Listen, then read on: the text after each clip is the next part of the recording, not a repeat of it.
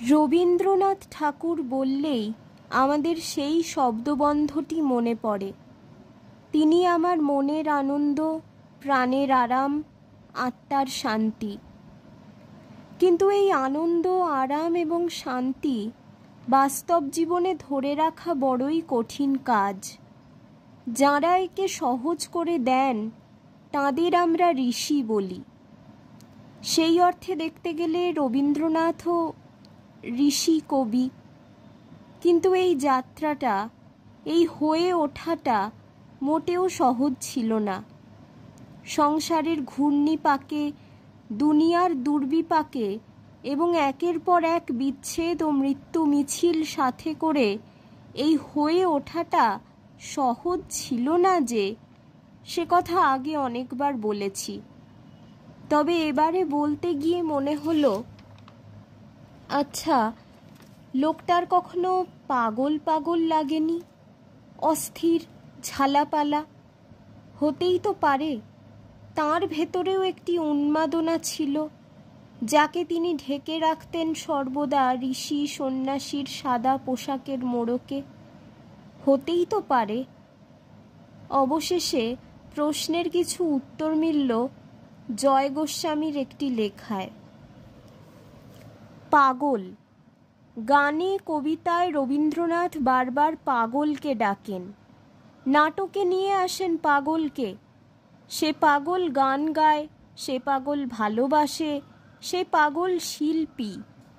বাইরে থেকে দেখে যারা নিজেদের স্বার্থ আর পাওনা নিয়ে ব্যস্ত, তারা বিদ্রূপ করে। কি হয়েছে তাতে? সেই পাগলের রবীন্দ্রনাথ আছেন। রবীন্দ্রনাথ তাকে বলেছেন, তুই যে পাগল সেটাই তুই জানিয়ে দিবি, ব্যাস। আজও যে কেউ কেউ পাগল থাকতে সাহস পায়, সে রবীন্দ্রনাথের জন্য। মনে আছে, কৈশোরের কয়েকটি দিন আমাদের ছোট্ট এই মফস্বল শহরের ছোট ছোট রাস্তা দিয়ে ঘুরে বেড়াই। বাড়িতে বাড়িতে আঁচ পড়েছে সন্ধ্যের আগে। এ বাড়ির ও বাড়ির ধোঁয়া মিলেমিশে হালকা স্তর তৈরি করেছে কুয়াশার। মজা পুকুর পাড় আর ঝোপ জঙ্গলের পাশে আধ ভাঙা একটি বাড়ি থেকে শুনতে পাচ্ছি খালি গলায় একটি মেয়ে গাইছে, জয় করে তবু ভয় কেন তোর যায় না। ভয় কেন তোর, এই জায়গাটা স্পষ্ট হয়ে উঠছে। আর হায় ভীরু প্রেম, হায় রে, এইখানটায় এসে আবছা হয়ে আসছে সুর। সুর ঠেলে শোনা যাচ্ছে রান্নাঘরের ঠং ঠঙাস। পাশের ঘরে কেউ ডাকলো, ও দুলুর মা, আবার ফিরে আসছে। সুর সমস্ত বিরুদ্ধ আওয়াজকে হারিয়ে দিয়ে ভয় কেন তোর যায় না জেগে উঠছে হালকা মিষ্টি সেই অপরাজিত সুর। সেই অভিজ্ঞতার পর থেকে যেতাম সেই রাস্তা দিয়ে, ঠিক ওই সময়।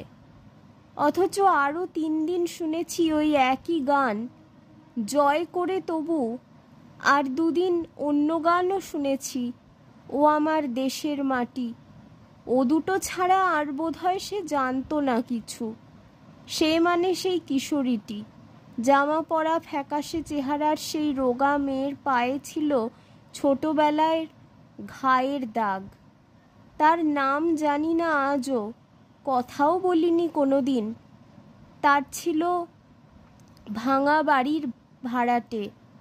কবে একদিন উঠে গেছে সেই বাড়ি থেকে। কোথায় গেছে কে জানে। আজ এতদিন পর মনে হয় সেই মেয়ের সঙ্গে হয়তো আমার একটা বন্ধুত্ব হতে পারত। হয়নি, তবু তার সঙ্গে যে দেখা হয়েছিল এই যথেষ্ট। আর এই দেখার সঙ্গে জড়িয়েছিলেন আবারও সেই রবীন্দ্রনাথ। আমার মধ্যে, আমার মতো শুকনো মানুষের মধ্যেও যে ভালোবাসা একেবারে লুপ্ত হয়ে যায়নি, সে রবীন্দ্রনাথের জন্যই।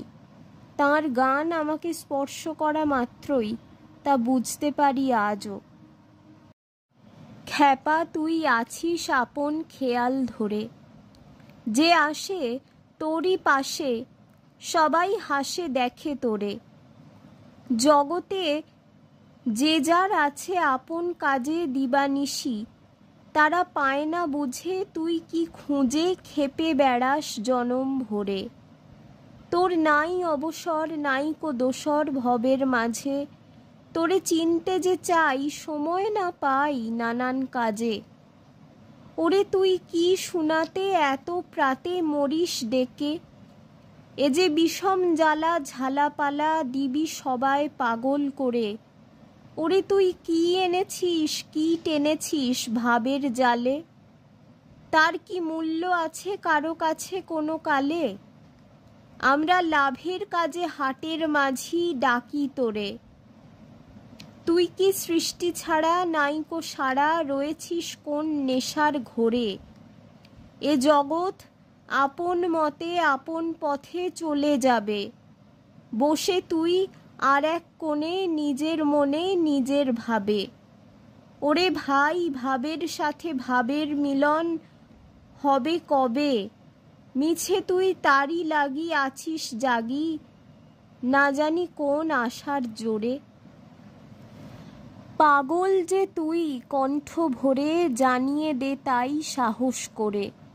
দেয় যদি তোর দুয়ার নাড়া থাকিস কোণে দিসনে সাড়া।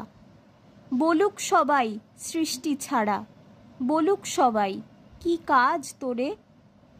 বল রে আমি কে হই না গো, কিছুই নহি যে হই না।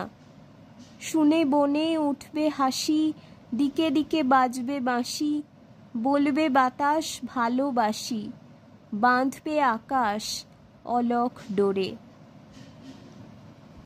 পাগলিনী তোর লাগি কি আমি করিব বল, কোথায় রাখিব তোরে খুঁজে না পাই ভূমণ্ডল। আদরের ধন তুমি আদরে রাখিব আমি, আদরিনী তোর লাগি পেতেছি এ বক্ষস্থল। আয় তোরে বুকে রাখি তুমি দেখো আমি দেখি, শ্বাসে শ্বাস মিশাইব আঁখি জলে আঁখি জল।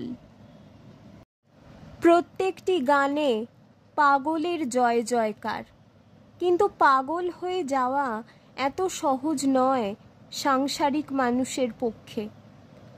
তার জীবন দেবতাই ভরসা, যিনি তাকে বিকৃত মস্তিষ্ক হওয়া থেকে রক্ষা করবেন।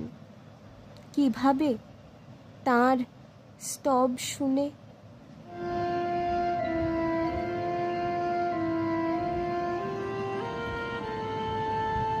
शृण्वन्तु विश्वे अमृतस्य पुत्रा, आये धामानि दिव्यानि तस्थो।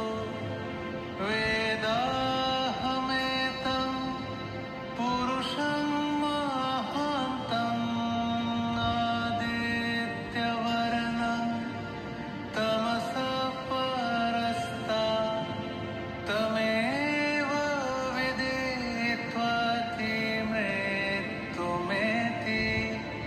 नान्यपन्था विद्यते अयनाय, नान्यपन्था विद्यते अयनाय, नान्यपन्था